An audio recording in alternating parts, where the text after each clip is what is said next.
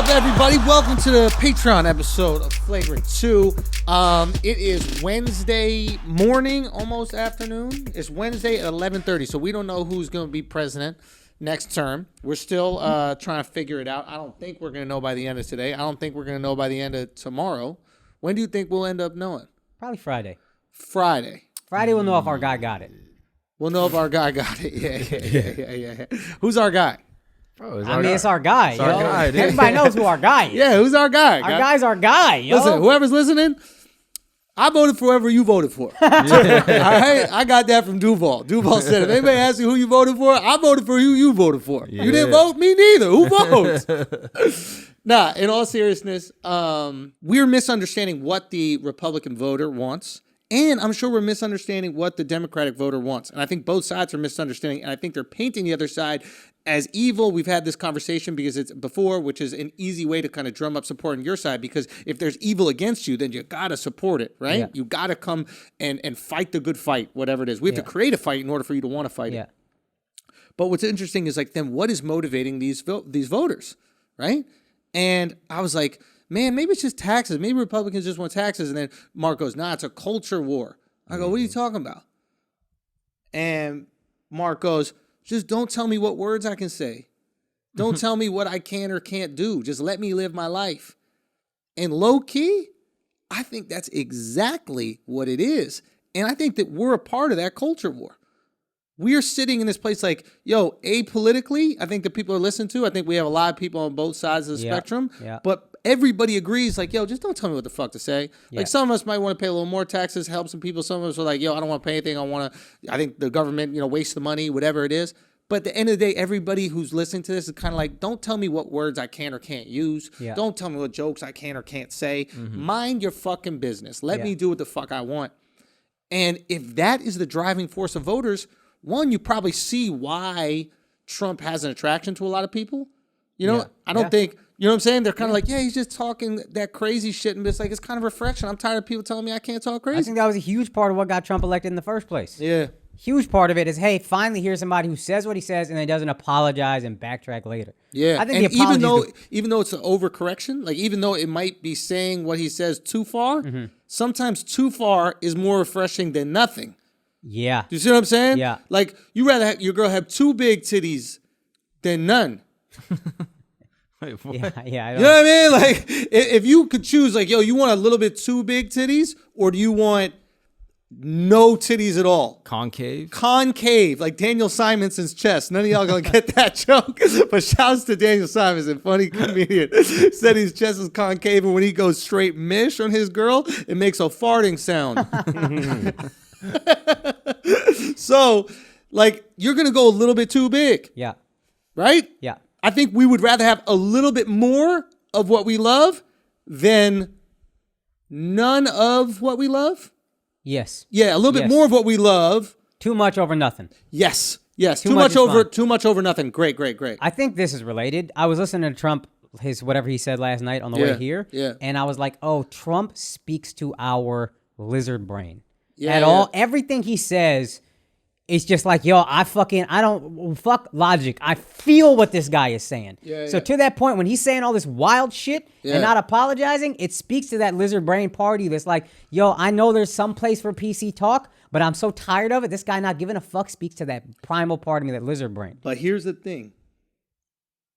He's tapping into that lizard brain to the people that hate him too, don't you think? Yeah, because hey, fuck logic. Fuck what side I should be on. Pro-choice, blah, blah, blah. This guy taps into that part of me that overrides all logic.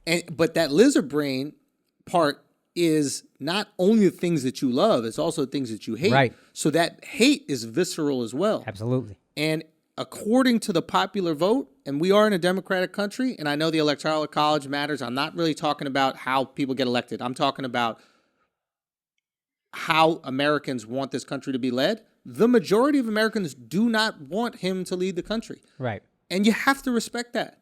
Right. Even if he says some shit in ways that, like, we go, I kind of relate to that. I like the fact that someone's just saying something. The majority of the people, their lizard reaction to him is, I don't want it. Right.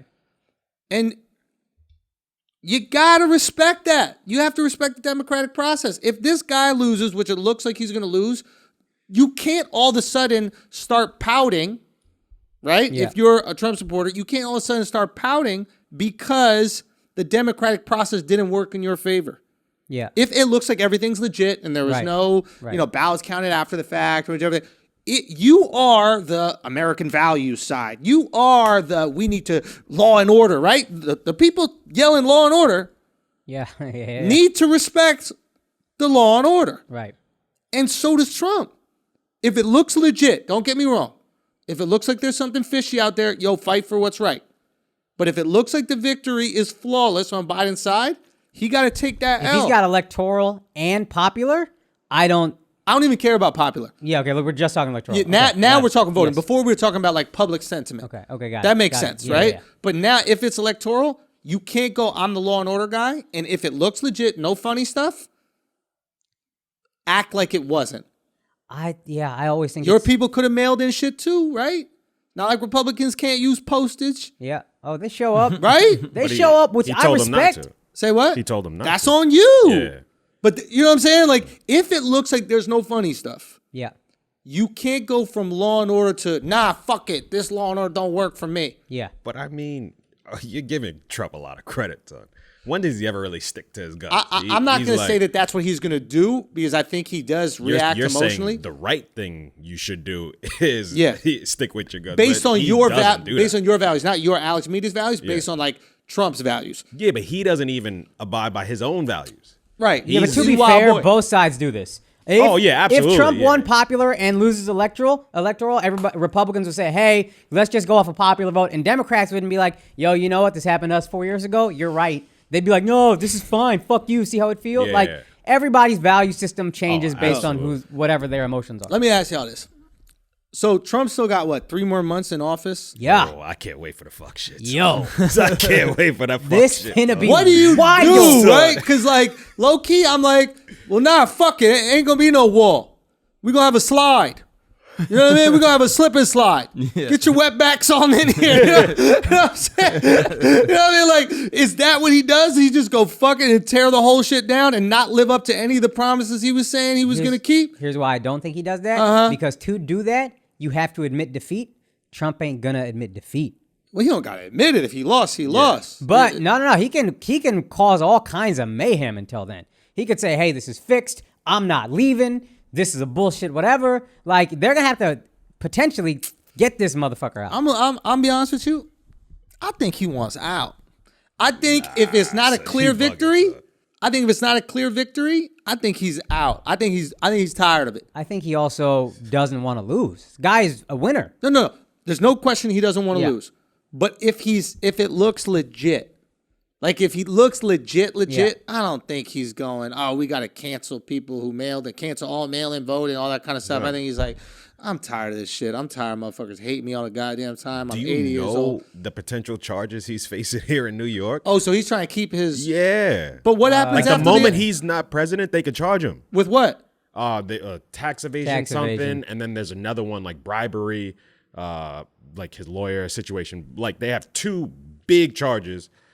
Not even just the tax evasion. And like hard proof. It's not even on some like bullshit. And they not got even like just low key, I'm sorry to say, low key, like Trump in prison, like a Locked Up Raw documentary would be the most fire shit, bro. If there was a TV show about Trump in prison, bro. Dude, Orange is the New Black, bro. Son, Daredevil season 2, when Kingpin got locked up, that's what that shit'll be. He could be eating veal, chilling. Bro, Orange is the New Black, bro. If he's in prison... That shit would be so fire. Tell me you're not watching that. Oh, absolutely. Oh, my God. He's going to be the most entertaining motherfucker. That's why we got to low-key keep him out of jail. We got to keep him out of jail because we don't have enough access. I think he flees. Like the Snowden motherfucker. Oh, where does he go? Russia? I don't know. Wherever we can extradite. Trump. Nah. He got businesses everywhere. Nah, I don't think he's out because I think his kids have political aspirations. They got to go too. Also, rich people don't go to jail. You know what I mean? Like, you just finesse that shit, like filibuster or some fucking whatever. Like, they'll be in like court forever for years. Yeah. Also, Don Jr. has been talking to country bumpkins for the last 3 years. He don't want to put that to waste. Like, he's been out there with the fucking I'm hunting vest. You know, the camouflage vest, talking to every one of these, you know, veterans of foreign war. What do they call it? VFW, kind of like bars or whatever. Yeah. You know, he's been really putting in that work because he wants to run this shit one day. Yeah, but if his dad leaves, he could still run.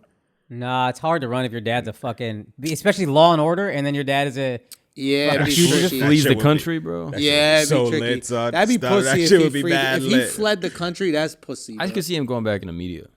That's what I think his move is. He gotta. He's gonna make so much money. Like a radio show, start a network, and then he's like legit manipulating elections and shit because like he has all of his devout followers still fucking with him and still ride with him. He would have way more power as a media person than as a president in terms of influencing politics. Because as a president, you just got to sit there. You can't say all the wild shit you want to say. Yeah. Right? You can't really buck off. But if he was doing that weekly shit, right, or even nightly shit, remember we watched that one Tucker piece and we were like, oh, Tucker is literally telling his viewers to manipulate politicians to have a certain specific political goal in mind. Oh, yeah. He was like, hold them accountable. He was like really using pointed language. And Tucker don't got close to the influence that Trump got. Yeah, not to the other Trump side. Be bucking off, though, on Twitter? Don't he be bucking? Yeah, he be bucking. Yeah, and he's been bucking for a minute. And maybe that's why Indians like him so much, because he be bucking. My man is a bucking. That's another thing we got to talk about is like the minority support. Bruh. So there was somebody pointed this. It was like, for the last 4 years, the left has called Donald Trump like a racist, a Nazi, and all this other shit. And the only group that reduced their support for Donald Trump was white people. Yeah. Every minority group that voted for him before increased their support, which makes me think he wasn't living up to those white people's racist expectations. They were like, fuck this, we out. Let's go with the other old guy that locked up the blacks. I can't fuck with this guy. He kept putting the black people in the front row. Gotta get them out the front row. He had the black chicks in the back, yes, queen, and they're like, we're not gonna do this.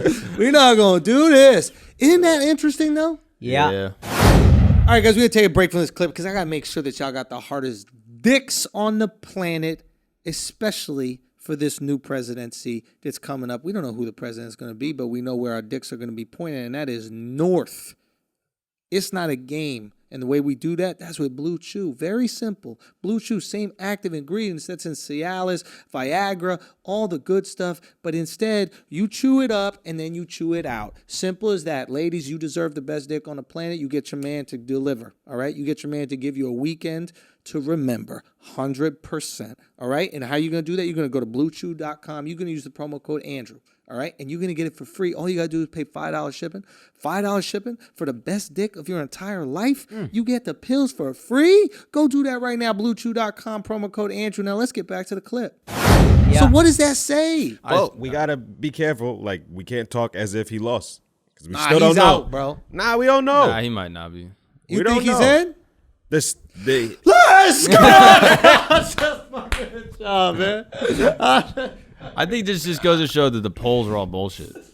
But the polls were closer this year. A lot of polls said this. I think they were farther. No, in the popular vote, Biden was supposed to destroy Trump in the popular vote. Yeah, they said he was going to rip him in like Wisconsin. He was going to still could be close. He was going to flip Florida. He was going to like flip Pennsylvania. Like he said he was going to. I think in Pennsylvania he was up like 10. They thought he would get points. Texas.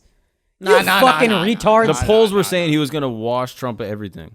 And now we're looking at it like, oh, yeah, it's close. We don't know which way it's going to go, but it's not a wash like the polls were saying. So what do you think is happening? There seems to be this like great transition happening where white people feel conservative white people have lost faith in the conservative Republican Party and they're flipping, but minorities have lost faith in Democrats and they're flipping. Yeah. Like Trump loses these whites. But at the same time, Latinos are coming out, Asians are coming out, some black dudes are coming out for Trump. So what the fuck is happening politically and culturally? Go ahead. I think I understand the Republican flip a little bit. From what I understand, it's a lot of white suburbanites. White suburbanites aren't super racist, but they're just like, I don't want to deal with a lot of the issues. I can compartmentalize them, whatever. I think in the past 6 months, everything got brought so closely to the forefront. I think they're like, okay, I can't deal with this. Yeah. I think since Trump has been elected, I think they don't want to be associated with the party that's looked at as the racist party. So they go out to the suburbs because they want a nice, calm life. Yeah. And this guy is making it too stressful. Yeah. Like everybody in the cul-de-sac is beefing. I don't want all that. I want to be able to go to the store. I don't want flags everywhere. I just want a nice, easy American life, and nice, he's making that life uneasy. He's so polarizing that he's making that life uneasy. Said. Let me vote for the guy that's okay. That's fair. And then the reason, Mark, okay, go out. Oh, and just the reason why minorities are coming on board, because some of us like that shit. Yeah, let's fucking go. The more bravado you got, the more we like that shit. Yeah. So it's like that's why Trump was a hip hop icon. I think, and I want to hear your point, Mark, but I think.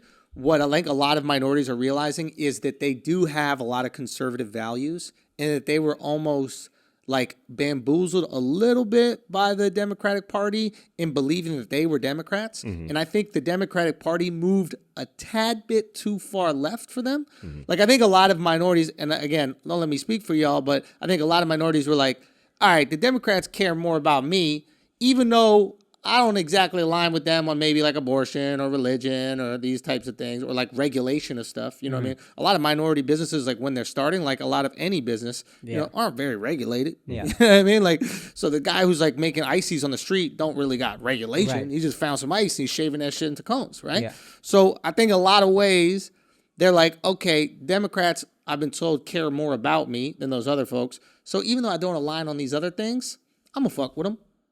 Right? I think I'll vote for him. And I think maybe the Democratic Party leaned a little too far into those, or leaned a little too far away from those core values that a lot of minorities hold, right? Mm-hmm. And they really distanced themselves from those core values. They're like maybe religion, family, you know, identity politics a little bit much. And then I think that's when they're like, all right, well, oh shit, I don't really got anything in common with y'all besides the fact that you say that you love us. And I haven't really been feeling a lot of love from y'all. So let me go try out these other motherfuckers. Fair? Fair. Mark, sorry, I wanted to hear more. But Al, just had a reaction. I just think you're giving people too much credit. Like where we started, I think it's just culture, just the feel.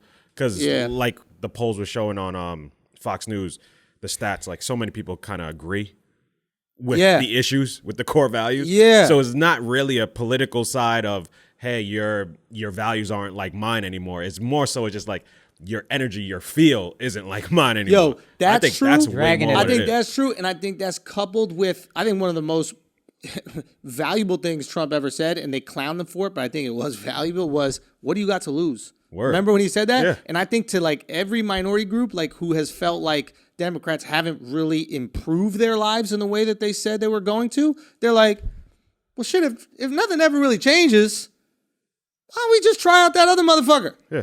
I think that's coupled with the energy. Okay. Yeah. And I think this is actually something that you talked about before, but it's like looking at minorities as a monolith.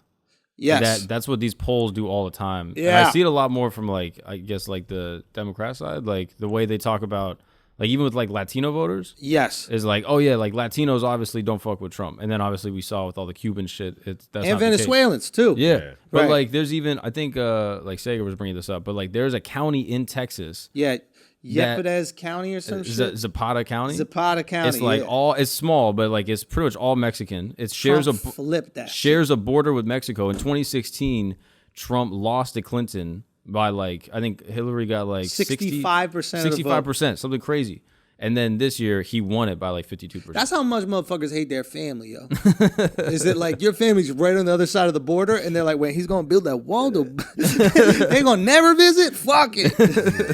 That is great. You can just send money back and not worry about it. Yeah, that's why he left the little slots. Yeah, just like an envelope size. Yeah, you just toss that shit. Yo, you know what, though? And you've again brought this point up. I think this is overall great for minorities, that they're voting more Republican. Because you've said this. Yeah. Minorities should let it be known their vote is for sale. Yes. So both parties work to win their vote. Yes. Because before, Democrats looked at them as a monolith and were like, hey, we got them locked up. We don't have to do anything for 4 years to serve them. Trump apparently for 4 years was thinking about Dade County and the Venezuelan, Ecuadorian, I don't know the politics that much, but I heard he was implementing policies to get their votes in 4 years. Knowing votes are for sale, I'm going to start implementing policies to get your votes. This is the best thing that can happen to minorities is they start flipping a little bit.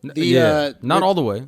Not all the way. Either way. Yeah, but let it be split. Yeah, your vote should be somewhere in the middle. I could be bought. What are you going to do for me for 4 years? I could be bought. Yeah, I think the more Americans start to realize that, like, not much changes, you know, and I'm sure me even saying that is inflammatory because some people are going to be like, my life completely changed when, you know, Trump came in and blah, blah, blah. Who knows exactly? I don't know what aid was cut to you or et cetera. But life changes nominally for the majority of people, right? So like maybe it bumps up 5% with one party and down 5% with another party. That 5%, if you can stomach it, some people can't, but if you can stomach it, your vote should be for sale. Yeah. Because then you can actually get something for that vote. If you can't handle that 5%, if you're already on the poverty line and 5% down, that kills you and your family, obviously you do what you got to do. But for me, if I have way more to gain and only 5% to lose, I'm rolling them fucking die, bro. Even then, it's like, I'm going to read your policies. What policies suit me better as opposed to blindly saying, I'm voting Democrat, I'm voting Republican, one issue, this, that. That's how I voted on the whole shit this year. That's like, I'm registered independent because I'm like, I'm just going to see which policy I like, see like which candidate I like better. And I'm not going to just like go red or blue all the way down. Yeah, straight ballot I could never do. Yeah. Sometimes you use Christmas tree that shit, guess.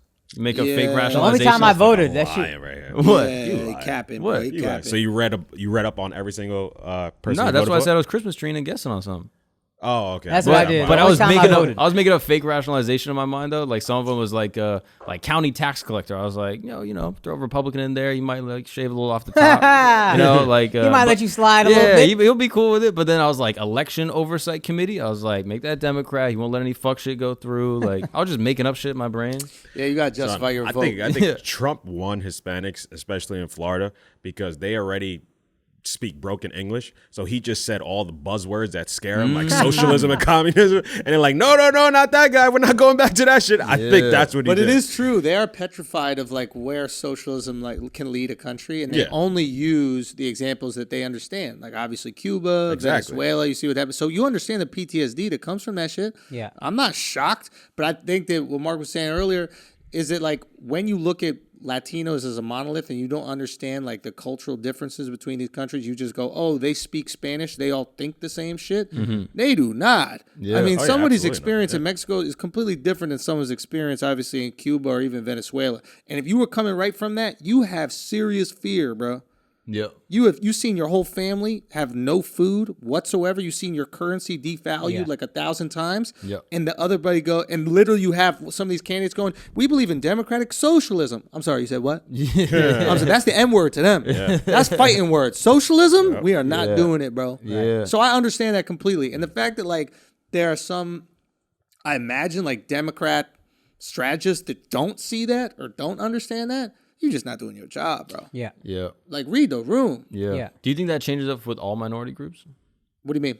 Like, do you think? Because I don't know. I guess the prevailing view in my mind is like, oh, like a black Republican is like a little bit weird. It's like it's not very common. I got this thought: if Biden wins, right, which it looks like he may not, but if Biden wins, I think that the black exit from the Democratic Party happens in 4 years. If Biden and Kamala don't do anything for black people. Because I feel like it's like it felt as if it was like, yo, this is the last time, yo. Right. Y'all got one more shot. But that's the thing. I don't think it should be a black exit outright. I think it should just be a black split. I think there should be diversity in the political thought. Every correction is? Overcorrection. So I think there's an overcorrection that's going to come with intolerance to not seeing the change that they've been promised for so long. Right? And if the right candidate comes up on the right that can actually lean into that, I think they could take advantage of that. I don't think it's this time. It was so close. But if they don't do anything, if there isn't a specific plan, honestly, if there's not a specific plan for black people by Kamala and Biden, I think you're going to see people like Charlamagne going, nah, we're not doing this no more. Yeah. The only reason I'd push back against that is because I don't think Biden has 2 terms in him. So most likely it's going to be Kamala versus. So they're like, all right, well, let's see what Kamala would do. Fair enough. Yeah. What up, people? You just watched a clip from our weekly Patreon episode. You can support the Flagrancy. You can support this unapologetic, unfiltered, uncensored content that we drop weekly on our Patreon at patreon.com/flagrant2. You want to go join? You should, because it's the top 10 Patreon in the fucking world. That's right, for good reason. Go check out why at patreon.com/flagrant2. All right, peace.